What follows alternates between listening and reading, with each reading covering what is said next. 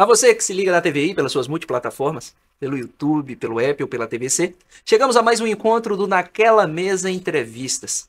Programa de diálogos culturais, artísticos, socioemocionais, por que não dizer? Transitando pela formação da cultura de um povo, pela identidade cultural de uma gente, dessa gente grapiúna ou que aqui foi acolhida e que aqui dá a sua contribuição para a formação de uma identidade, de uma gente efetivamente forte, lutadora, que contesta e que não se conforma.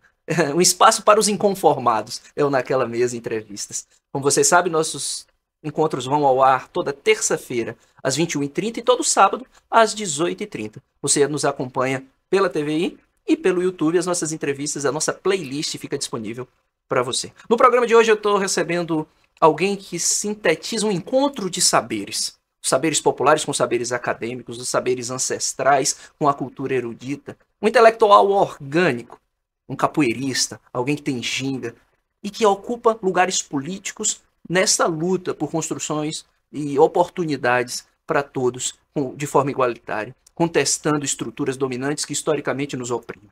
Sem mais delongas, eu estou falando do doutor Paulo Magalhães, mas Paulo da Capoeira de Angola, um mestre dos saberes populares que transita entre universidade e o pé no chão da cultura do nosso povo. Paulo, seja bem-vindo, muito obrigado por você ter disponibilizado um tempo para estar com a gente, conversando sobre sua vasta obra, que vocês estão vendo aqui, alguns exemplares dos livros, e o mais novo livro, Tudo que a Boca Come, do qual nós vamos falar bastante aqui nessa conversa. Quem é Paulo Magalhães, ele por ele? Então, eu sou ilhéense, né? Nascido em Ilhéus, estudei fora de Ilhéus, estudei em Minas Gerais, estudei em Salvador, pratico capoeira há pouco mais de 2 décadas, né? E treinando capoeira eu vim me abrir para diferentes perspectivas, né? Tanto para a perspectiva acadêmica quanto para a militância política e cultural, né? Foi uma coisa que me encantou, até porque parece que quando a gente sai de casa, é quando a gente mais precisa da nossa identidade, né? Daquilo que nos firma, né? E descobrir realmente quem somos. Então, já tinha contato com a prática da capoeira aqui em Itacaré, em Canavieiras, mas quando eu fui estudar na FMG, saí daqui de Ilhéus para Minas Gerais, é que eu fui me reencontrar com a capoeira e fui pesquisar na academia. E eu terminei fazendo meu TCC, meu mestrado, meu doutorado, especialização, publiquei 3 livros e trouxe um pouco da militância que eu desenvolvi no movimento estudantil para dentro da capoeira. Maravilha. E, Paulo, já que nós estamos falando da capoeira, eu queria, de uma forma pedagógica, bem didática, falar um pouco sobre os estilos de capoeira. Você pratica capoeira Angola, estuda a capoeira Angola, divulga a capoeira Angola. Mas o nosso telespectador, que é leigo no assunto, muitas vezes ele não entende quais são essas variáveis. Então, para a gente entender um pouco melhor, como é que a capoeira se organiza, se distribui em termos de estilos, escolas, aprendizagens? Então, a gente tem uma série de estudos sobre a capoeira, né? Século XVIII, século XIX, algumas cidades disputam essa perspectiva de ser realmente onde se desenvolveu a capoeira, né? Para além de Salvador, Rio de Janeiro, Recife, mas no século XIX, na verdade, várias capitais portuárias têm presença da capoeira, São Luís do Maranhão, Belém do Pará. No século XIX, a capoeira foi muito forte no Rio de Janeiro, inclusive as maltas de capoeira, que contestavam o poder dominante, que participavam da política, grupo de negros organizados que controlavam determinado território e que a forma deles fazer política era aquela, intervir nas eleições, né?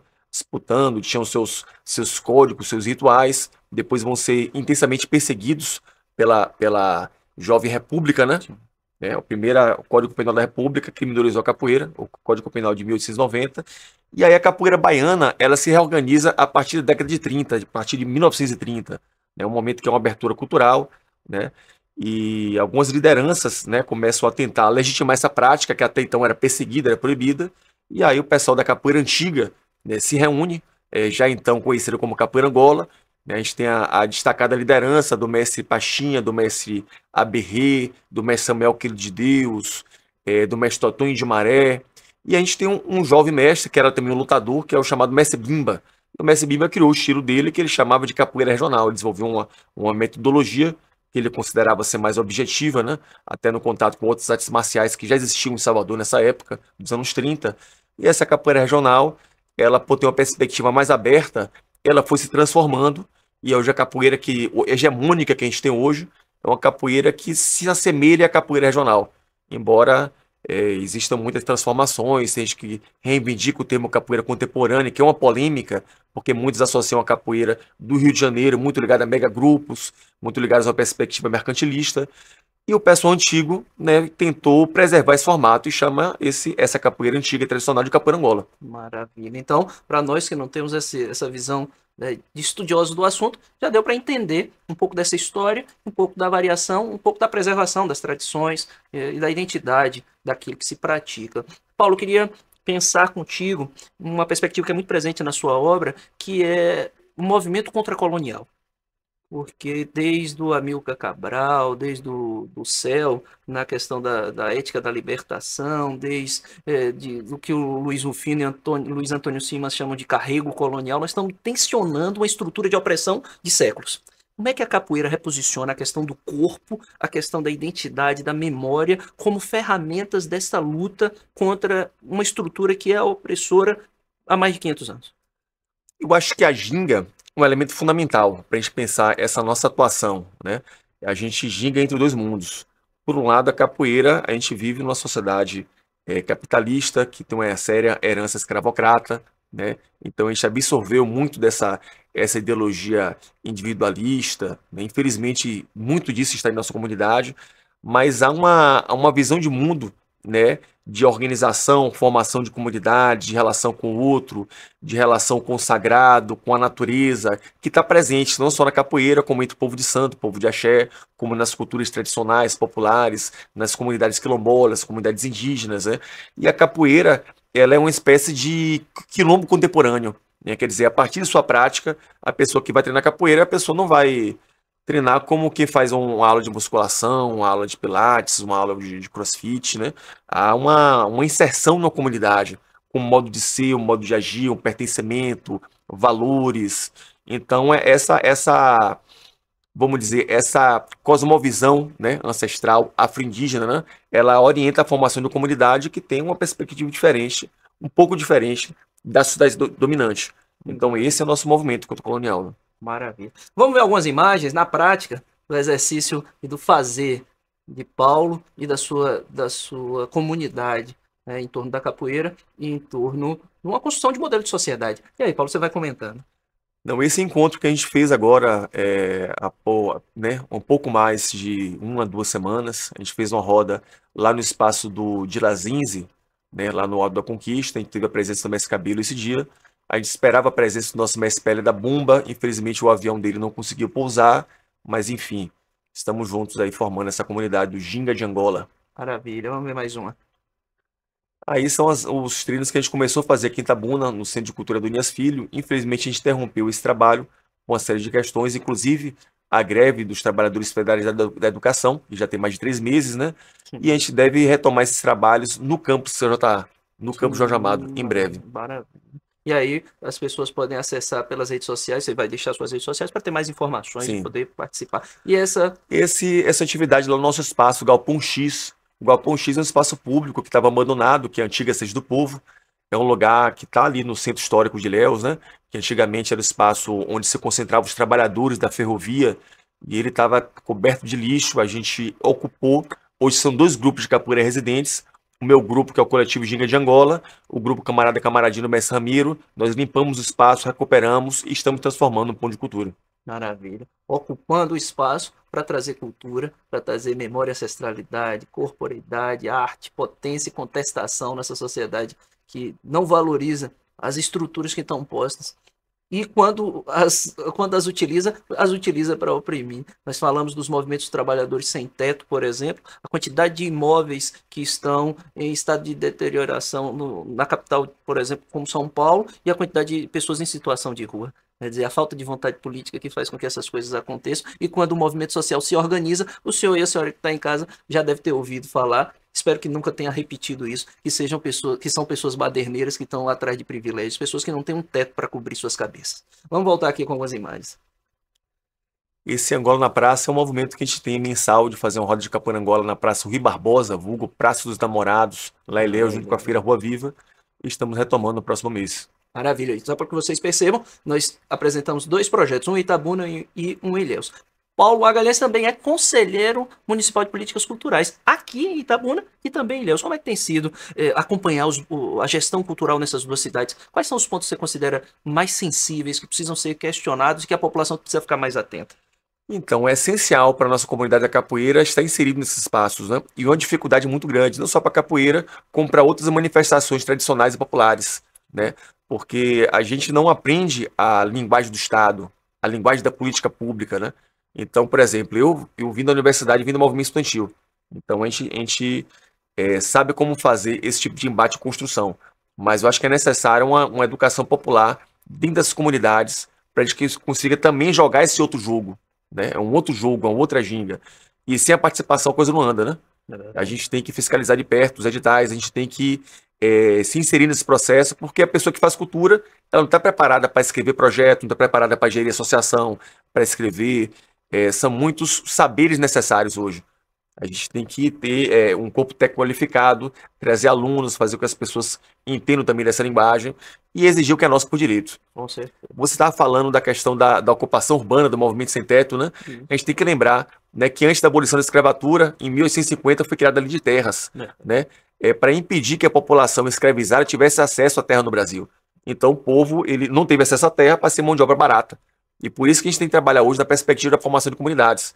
Tem muita gente hoje de capoeira, inclusive, fazendo a volta à terra, né? Trabalhando com saberes tradicionais, com a chamada permacultura, né? Com agroecologia, tentando firmar seu território. Hoje a gente tem o movimento da Teia dos Povos, que reúne, né, comunidades de reforma agrária, comunidades indígenas, quilombolas, ribeirinhas, tradicionais, e a capoeira Angola está tentando dialogar, né, entendendo que é assim que a gente forma uma comunidade, é assim que a gente vai se contrapor ao capital, a lógica dominante, né? E esse é o traço da nossa responsabilidade como agentes também de visibilidade. Esse programa tem um forte compromisso tributário do Essa Gente Grapiúna, que encerrou após 80 entrevistas. Se você for olhar na nossa playlist, predominantemente artistas da nossa terra, fazedores de cultura, que estão lá na ponta, levando uma mensagem e construindo sua identidade. Paulo, vamos falar agora da sua obra de pesquisa, né? Os seus vários livros. Nós temos aqui na mesa o seu mais novo livro, lançado no dia 12, no seminário Aquilombar-se, da UFSB, né? Tudo que a boca come, nós vamos falar sobre ele, mas antes de chegar no livro mais recente, vamos passear um pouco, apresenta pra gente os livros que você trouxe das suas outras publicações. Então, esse aqui é Jogo de Discursos, a disputa por hegemonia na tradição da capoeira angola-baiana. É uma adaptação da minha dissertação de mestrado de Ciências Sociais na UFBA, né? Eu defendi a dissertação em 2011, publiquei um livro em 2012. E uma pergunta que me inquietava muito, né, da capoeira, porque algumas coisas eu via, eu convivia com os mestres antigos e o pessoal falava, é porque é tradição. A gente faz assim porque é tradição, porque faz desse outro jeito porque é tradição. O que é essa tradição que esse pessoal tanto fala, que tanto sustenta essa identidade, esse modo de ser do angoleiro, né? E aí eu fui perceber que quando eu, né, saio, morei em Minas Gerais, eu fui morar em Salvador, onde há muito mais linhagens, famílias de capoeira, com diferentes visões, perspectivas, né? E fui ver que havia uma diversidade muito maior do que eu conhecia até então. Diversidade de formatos, de formas de conduzir a bateria, de puxar os cânticos, conduzir o ritual como um todo, né? Eu fui vendo a diferença dessas famílias, eu fui percebendo do que um pouco disso que a gente pensa como tradição, né? Na verdade, isso há uma diversidade, vamos dizer, de tradições, de heranças, né, entre os grupos, e por vezes é o que eu chamo uma disputa pela tradição legítima, uma disputa pelo poder simbólico, pelo poder de nomeação, de definição. Por vezes a disputa pela liderança naquele campo específico da capoeira Angola toma uma disputa por esse formato ritual. Então a gente fica nessa, porque quem detém a tradição verdadeira, né? A tradição, a bateria é assim, um assado, o berimbau bota do lado de cá, bota do lado de cá. E pra gente isso não é o mais importante, né? Então a gente tem que sair desse debate, entender que existem diferentes famílias, linhagens antigas, né, de capoeira Angola tradicionais, e partir para o que é mais importante, o que é que nos une, o que realmente é o fundamento dessa prática, para além desses detalhes rituais que eu chamo de são as fronteiras identitárias que vão marcar uma família, um estilo. E aí os mestres vão tentar responder o que é realmente essa tradição, para além desses detalhes rituais, né? Fecha em mim aqui, Rafa. Jogo de discursos, a disputa por hegemonia na tradição da capoeira Angola-baiana. Foram 20 entrevistas, e na época foi um debate bem interessante no meio da capoeira. Porque muito do que a gente acha que é cristalizado, isso é uma coisa muito antiga, eram coisas relativamente recentes. hábitos relativamente recentes. Então, se isso que a gente acha que é tão importante é uma coisa recente, o que realmente que é importante, que é o fundamento?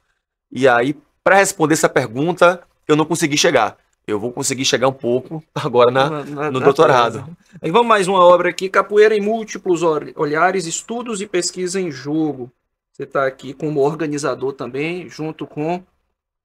Esse foi um livro de um seminário muito interessante. Foi o primeiro congresso internacional de pesquisadores da capoeira, que aconteceu em 2013, lá em Cachoeira, no FRB. Então, o professor Liberac coordenou o seminário, juntamente comigo, com Franciane Simplício e Sara Machado. E aí organizamos essa publicação. Eu posso dizer que eu brinco assim que é o maior livro de capoeira do Brasil. Não é o maior no sentido de o melhor, até porque não existe o melhor. É o maior no sentido de quantidade de autores. É verdade. Muitos autores escrevem nesse livro. Bem volumoso aqui, ó. Editora da Fino Traço Editora. Os outros dois... Os outros são da Edufba. Da Edufba. E aí nós temos aqui Capoeira da Bahia, Histórias, Territórios e Trajetórias. Esse é um trabalho que a gente fez agora na pandemia através do Conselho Gestor da Salvaguarda da Capoeira. Aí eu vou ter que depois falar o que é o Conselho Gestor, né? Sim. Mas ele partiu de uma necessidade de se conhecer a capoeira da Bahia, porque muito se fala, a Bahia é referência, como eu falei, apesar de existirem no século XIX capoeira, diferentes capoeiras pelo Brasil, mas a capoeira que se espalhou pelo mundo a partir do século XX é a capoeira baiana, mas é principalmente a capoeira de Salvador. Então, sempre que se pesquisa capoeira, se fala muito sobre esses grandes mestres, né? Mestre Pachinha, Mestre Bimba, Mestre Aberrê, Mestre Canjiquinha, Mestre Traíra, Mestre Cobrinha Verde, Mestre Valdemar. Mas a Bahia é muito grande. E aqui... A Bahia são muitos territórios. Então a gente tentou chegar em outros territórios da Bahia. A gente fez uma caravana, que a gente fez um livro, um documentário e um portal. Foi uma equipe da Salvaguarda. E a gente articulou 15 territórios, tivemos em 11 cidades. Entrevistamos 70 mestres e mestres de capoeira, para tentar escrever um pouquinho da história nesses diferentes territórios, inclusive aqui no sul da Bahia. Aqui no sul da Bahia, eu quero fazer o registro aqui para duas mulheres, referências, lideranças da capoeira aqui em Itabuna, a contramestra Vanessa, que está aqui. Hoje mestra. E hoje mestra, e a mestra Cláudia Ávila, também está aqui no livro. Então, a vocês duas, lideranças, formadoras, né? Nosso reconhecimento pelo trabalho de vocês, contramestra, hoje mestra Vanessa, inclusive colocando o nome à disposição como candidata a vice-prefeita de Itabuna para as eleições de 2024. E aí nós chegamos na sua tese de doutorado. Tudo que a boca come, capoeira, modernidade, cosmovisão afro-indígena. Você tinha dito que chegou a resposta da pergunta da dissertação do mestrado, agora no doutorado se aproximou. De que trata o livro? O que nós podemos esperar dessa leitura? Eu vou debater várias questões. Eu falo sobre modernidade, né? Mas vamos dizer, sintetizando, né? Como Weber fala da modernidade nessas chaves da racionalização e desencantamento do mundo, né? Então, como a capoeira ginga nesse mundo moderno, colonial, né? Por um lado, a capoeira ela se racionalizou, né? A capoeira ela é fruto desse encontro, não uma prática africana pura que vem tocada até nossos dias, é um fruto da diáspora africana, é fruto desse encontro violento, desse processo escravagista, né? Da formação dessa terra que a gente tem aqui. Ela hoje dialoga, né, com as instituições de ensino, a capoeira está na escola, está na universidade, ela dialoga com as políticas culturais, né, com a elaboração de projetos, com as políticas de esporte. Então há várias tentativas, inclusive, de racionalização mais intensas da capoeira.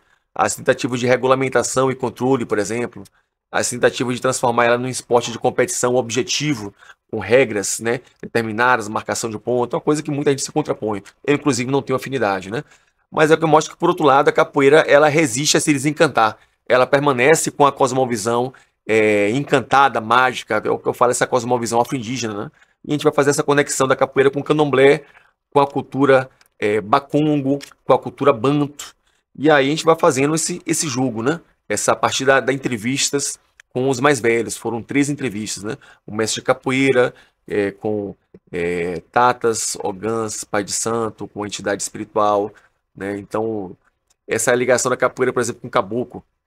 Porque o povo fala assim, caboclo é uma entidade brasileira, né? Sim. Mas o que é esse brasileiro? A gente fala que é o dono da terra, mas o povo banto, quando chegou aqui, ele foi reverenciado o dono da terra, e aí se cria essa entidade caboclo, que é, na verdade, uma elaboração dos povos africanos que estavam aqui a partir do contato com os primeiros habitantes, com os povos originários, né? E apesar de a gente pensar a capoeira como africana e o caboclo como brasileiro, mas as primeiras músicas de capoeira são cantigas de caboclo. né? A gente não fala isso, mas muitas músicas antigas, tradicionais de capoeira, né? Quem vem lá sou eu, canarinho da Alemanha, que matou meu curió, a onça morreu, mata é meu, sabiá cantou, e outras, e outras, e outras, né? Aí tem a coisa da ginga do caboclo, do samba do caboclo, a forma como ele dança, cruza a perna, etc e tal. O lugar onde se praticava, onde se fazia o samba do caboclo antigamente, pô, fazia na capoeira, né? A gente fala, tinha gente que fala que não fazia no barracão, fazia o ar livre, fazia na capoeira. Inclusive tem uma disputa por esse termo, né? Porque o termo capoeira veio de como a gente chama aqui na Bahia, esse mato ralo, ou veio do sexto capoeira, como no Rio de Janeiro se utilizava, a partir da palavra portuguesa. Existe também essa disputa dentro da academia, né? Entre a tradição oral da Bahia e a historiografia do Rio de Janeiro. Mas isso é outra questão. E eu vou fazer essa conexão da capoeira com o Exu, por exemplo, né? Porque tem uma frase muito antiga, né? Muito conhecida do Mestre Pachinha, que ele fala que a capoeira é mandinga, manha, malícia, é tudo que a boca come. É tudo que a E aí boca come. tem diversas dezenas de interpretações sobre o que significaria esse tudo que a boca come. E tem o mito de Exu, que fala que ele é a boca que tudo come. E depois que regurgita, ressignificado. Aham. Então tem essas conexões, né, que são simbólicas e são espirituais, são diretas ao mesmo tempo, né? Porque as cantigas de capoeira, tem muitas cantigas que vêm desse universo religioso e são ressignificadas na roda, né? E alteram o jogo, né? A dinâmica do ritual que está acontecendo.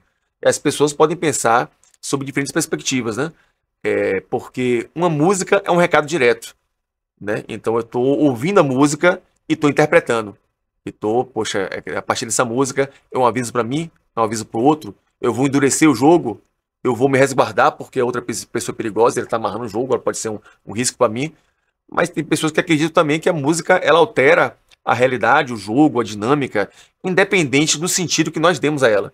Um estrangeiro que não entende português, não entende aquela música, né? Ele vai ter o seu jogo, sua dinâmica alterada pela música, independente dele interpretar racionalmente aquela música ou não. E aí tem diferentes mestres que falam da espiritualidade na capoeira, né? Do poder de mudar a realidade a partir do pensamento, da palavra. Alguns falam da conexão com seres espirituais que estão aqui. Então, se você coloca seu pensamento, firma seu pensamento, você consegue dialogar, né, com esses seres que estão aqui ao nosso redor e colocá-los ao nosso favor, que é o chamado o encantamento, né? Seria o feitiço, a mandinga. A partir daí vem a coisa da mandinga. E tem um mestre, inclusive, que faz uma interpretação interessante. O mestre Augusto ele fala da física quântica, né? E que é vamos dizer, uma teoria contemporânea, mas que guarda afinidade com vários desses pressupostos, dessa forma de ver a realidade do povo banto, do povo antigo, do povo bacongo, do povo africano, né? De pensar o mundo como uma energia viva. Então, a nossa capacidade de influenciar essa energia a partir do pensamento, a partir do canto, a partir da palavra, e aí tem esse encantamento afro-brasileiro. E aí a pesquisa sobre o povo banto, né? Sobre o povo bacongo, já fala desse mundo como energia. Vamos ver mais algumas movimentações de energia na prática através do trabalho de Paulo e da sua comunidade. Quem A tá nossa aí? turma reunida aí no galpão, a oficina do mestre Cobra Mansa, que é esse mestre que está de amarelo aí no meio, e teve lá no nosso espaço, uma vivência muito bacana com a nossa turma. E você Liga de tem Angola. trazido algumas possibilidades de encontro, né? Essa organização é nacional? Como é que se dá essa perspectiva de partilha, intercâmbio? Os mestres estão se visitando? Como é que está acontecendo isso? É financiamento próprio? Vocês é que fazem essa movimentação? Há apoio para o fortalecimento desse movimento? A capoeira constitui uma grande rede, né? Uma grande rede de solidariedade, de amizades. É assim, a gente também está nesse mundo, né? Então, por um lado, assim, a lógica do capital, ela seduz muito todo mundo, né? E hoje a capoeira também tem um mercado muito grande no exterior. Então tem muita essa lógica, né? Tem muitos grupos que têm essa lógica de formar um aluno para dar aula no exterior, para ganhar dinheiro, para ter um modo de vida lá, né? Entendo. Ou tem esse mercado de oficinas. Então, se por um lado existe essa lógica, por outro lado tem uma lógica de solidariedade, de parceria, de construções, de circulação, de reciprocidade, e que é uma lógica que a gente tem que manter ou construir, né? Então a gente quer que Ilhéus, região sul da Bahia, Itabuna também, porque a gente quer fincar o pé aqui, né? Seja também um polo de referência de Capoeira Angola, que as pessoas circulem, que as pessoas dialoguem, né, que a gente possa fazer crescer essa perspectiva da capoeira. A gente está aqui num território que tem muita capoeira muita capoeira antiga, mas tem pouca capoeira Angola. Tem algumas pessoas, né? Eu tô com um trabalho aqui em Ilhéus, a gente tinha o saudoso mestre Vigílio, que nos deixou, infelizmente, né? Esse ano, lá em Ilhéus, com uma tradição muito antiga, né? A gente tem um pessoal, mestre Cabelo, mestre Atiz em Serra Grande, a gente tem um pessoal lá dando aula em Itacaré também, né? Algumas pessoas, mas enfim, a gente está em busca de fortalecer essa rede, esse intercâmbio, né? Vamos ver mais uma imagem, para a gente estar chegando já no quadrante final, né? Temos mais essa foto. Essa foto. Essa aí foi uma roda que a gente fez na festa de Iemanjá, no 2 de fevereiro, lá na Zona Sul. Você viu que eu estou ali no Gunga, e o mestre Ramiro está no Birimbau Viola. O mestre Ramiro é um grande parceiro nosso, que ocupa espaço do Galpão X junto com a gente. E eu acho essencial que a gente mantenha essa presença da capoeira nas festas populares. A capoeira, ela não pode estar desconectada dessa realidade da cultura afro-brasileira, do candomblé, do samba, das festas de largo, né? Os grandes mestres do passado, eles tinham essa vivência. Eles não eram apenas capoeiristas. Então, há uma certa tendência contemporânea hoje, né, de especialização, da pessoa ser apenas capoeira, e aí isso, vamos dizer, descola ele dessa realidade, desse meio de vida. Quando ele vai só numa academia, pratica capoeira por 1 hora e meia, 2 horas, volta para casa e não vive essa vida que os antigos viviam, então a gente tem, é muito mais difícil formar essa comunidade, manter essa visão e transformar o mundo a partir disso, transformar nosso cotidiano. É verdade. Paulo, quero agradecer a sua presença, tomando aqui a ousadia de lhe presentear com um livro, com poemas que falam um pouco dessa perspectiva. Cânticos de Insurgência e Devoção, um livro, segundo meu livro de poesias, para que você possa dar essa moral aqui para o apresentador. Maravilha, agradeço muito e vou ler com atenção, cuidado. Obrigado. E a gente falou do Conselho Gestor, sim, mas não falou, né? Vamos lá. Que era no projeto coletivo. Você sabe que a capoeira, ela é patrimônio imaterial brasileiro desde 2008, né? Sim. Então, em 2010, se começaram os movimentos para a construção da salvaguarda da capoeira. Quer dizer, quais são as políticas que o Estado deve implementar, né, para que essa prática cultural ela se fortaleça e tenha continuidade. Lembrando que o que é patrimônio imaterial brasileiro é a roda de capoeira e o ofício do mestre de capoeira, né? Então a gente construiu desde esse período, desde 2010, um grande movimento na Bahia, fizemos seminários, né? Posteriormente conseguimos construir o chamado Conselho Gestor da Salvaguarda da Capoeira na Bahia. Nós estamos presentes nós temos aproximadamente 17 grupos territoriais hoje pela Bahia e um conselho, né, com representações em todo o estado. Na gestão passada, nós criamos, inclusive, um anteprojeto de lei, porque nós fizemos o plano de salvaguarda, né? O que a Capoeira da Bahia quer em termos de políticas públicas, né? E aí conseguimos fazer 10 seminários pela Bahia, depois pegar essas propostas, aperfeiçoar, transformar num plano. Uma das propostas prioritárias era capoeira nas escolas, né? Sempre foi uma reivindicação da comunidade, porque a capoeira já está nas escolas particulares. É verdade. Mas não está nas escolas públicas, né?